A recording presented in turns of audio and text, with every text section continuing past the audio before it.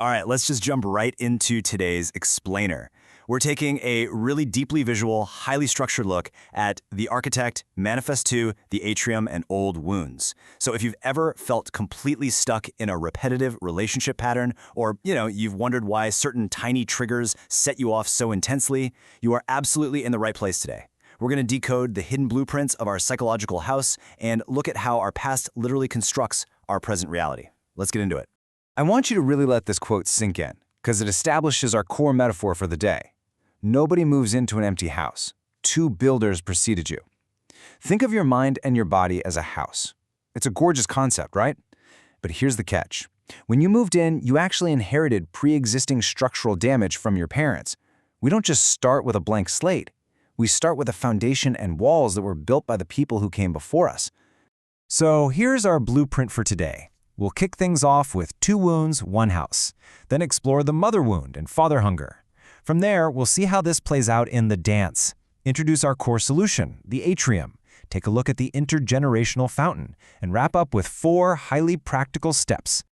Okay, Section 1, 2 wounds, 1 house, the inner architecture. Because naturally, if we're going to fix a building, we first have to understand exactly how it was constructed.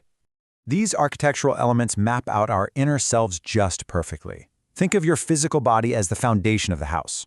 Your emotions, well, they act like the internal wiring or the plumbing. Your ego is that absolutely critical load-bearing wall holding the whole structure up. Your soul is the original flawless architectural blueprint. And finally, your relationships are the doors and windows. It's how you actually interact with the outside world. So, now that we have our house built, let's take a look at the cracks. Moving into Section 2, Mother Wound and Father Hunger, the structural flaws. Let's dive into 2 specific, really common issues that plague this house. Notice the stark contrast between these 2 core childhood wounds. The mother wound sits right down there in the foundation. It usually happens when early care was absent, maybe conditional, or even suffocating. It totally destabilizes your fundamental sense of safety, leaving you constantly asking, am I safe, am I welcome? Now on the flip side, the father hunger lives up in the load-bearing walls and the facade. It's this deep craving for a father who is maybe physically in the room, but emotionally miles away. And it creates this endless, exhausting drive for recognition. You're just constantly asking the world, am I good enough? Do you see me? Which leads us to a pretty provocative question, and I want you to really think about this for a second. Is your wound looking, or is your wound being seen? If you don't actually see your wound, you end up looking through it. It's kind of like wearing a pair of dark-tinted glasses that you completely forgot to take off. When the mother wound is looking, every single time your partner goes quiet, it's proof that you're unsafe. When the father hunger is looking, any tiny piece of feedback at work feels like a devastating attack on your worth. You are blindly repeating your trauma. So the whole goal here is to shift from looking through the wound to looking at it. And the magic happens in what we call the half-second interval. It's this tiny, absolutely crucial pause between a trigger, like, say, your partner sighing from across the room, and your automatic reaction. Being able to create this tiny interval of observation is literally the difference between living out an automatic childhood reaction and stepping up as an empowered, conscious adult. Section 3. The dance in relationships. Wounds finding each other. So what actually happens when 2 of these unhealed houses try to connect? What's really fascinating here is how 3 entirely different psychological languages map onto the exact same relationship dynamic. You see, wounds don't just date randomly across a crowded room, right? They recognize each other. You typically get the pursuer, who desperately runs toward closeness because distance feels like abandonment, paired with the distancer, who constantly runs away because closeness feels like suffocation. Whether you're using energetic terms, scientific attachment theory, or systemic labels, it is the exact same dueling dynamic. And this clash always happens at what is known as the interface. This is basically the battleground. It's the contact surface where your inner world slams into the outer world. And without that magic half-second interval we just talked about, the interface is literally just an automatic trigger response machine. You aren't actually dancing with your partner at that point. You are dancing entirely with your partner's unhealed wounds, and they are dancing with yours. Which brings us to Section 4, the atrium as a solution. The observation room. This is where we can finally learn to step out of this exhausting dance. But before we build it, we need to talk about earned security, because this is honestly the most empowering concept for us today. It means that even if you started life with a cracked foundation, even if you have a deeply insecure attachment style right now, you can actually build a secure one at any age. It's not some magical gift you're born with, it's earned through observation, doing the work, and physically building new neural pathways. So how exactly do we build this atrium to earn that security? Well, we use Hannah Cuppen's 5 movements, and let's just frame them as the 5 vertical floors of our new atrium.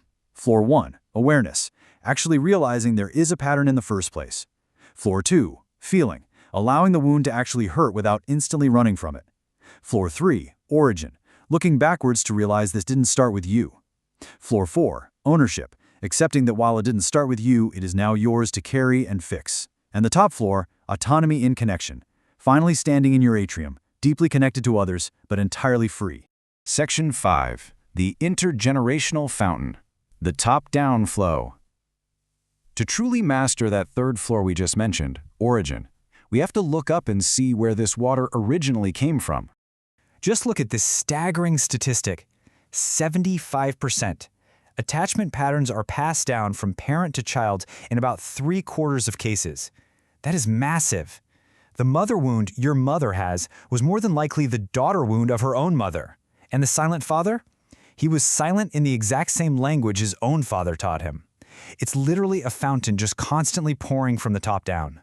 And this top-down flow relies on systemic laws. When that natural order breaks, we get parentification. This is when a child starts emotionally carrying the parent. But the absolutely crucial takeaway here is that this inversion is never, ever done out of malice. A child does this out of a profound, boundless sense of love. So breaking these generational chains requires us to see this dynamic clearly and restore the balance of giving and taking, but doing it without ever assigning blame to the people who came before us. All right, Section 6, the 4 practical steps. Building your atrium. Let's take all this profound theory and bring it straight into your everyday life. Here are your 4 incredibly practical tools. Step 1. Recognize the time machine.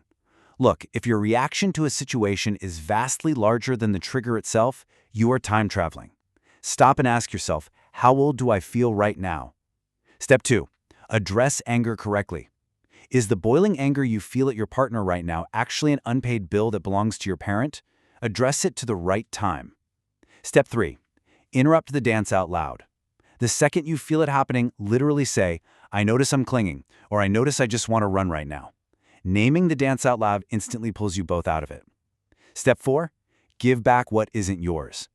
At the end of the day, actively, mentally, return the emotional baggage that truly belongs to your parents. And this brings us to the real-world reality of the situation. Building an atrium isn't meant for quiet meditation in some serene study somewhere.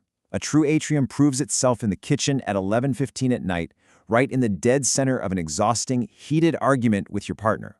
That is exactly where you use the half-second interval. That is the moment you interrupt the dance out loud. Let's bring it all back to those 2 core childhood questions from the very beginning. The mother wound desperately asking, am I safe? Am I welcome? And the father hunger asking, am I good enough? Do you see me? For years, your unhealed house has been desperately begging the outside world to answer these questions for you. But at the end of the day, who is actually going to answer them? The true promise of building the atrium is this. By putting in this work, you finally get to become the empowered adult capable of looking inward and answering your own core wounds. You get to be the one who firmly, lovingly says to yourself, yes, you are welcome, yes, I see you.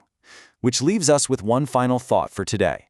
If you could just manage to pause for half a second during your very next argument, what would your unhealed house finally have the space to say?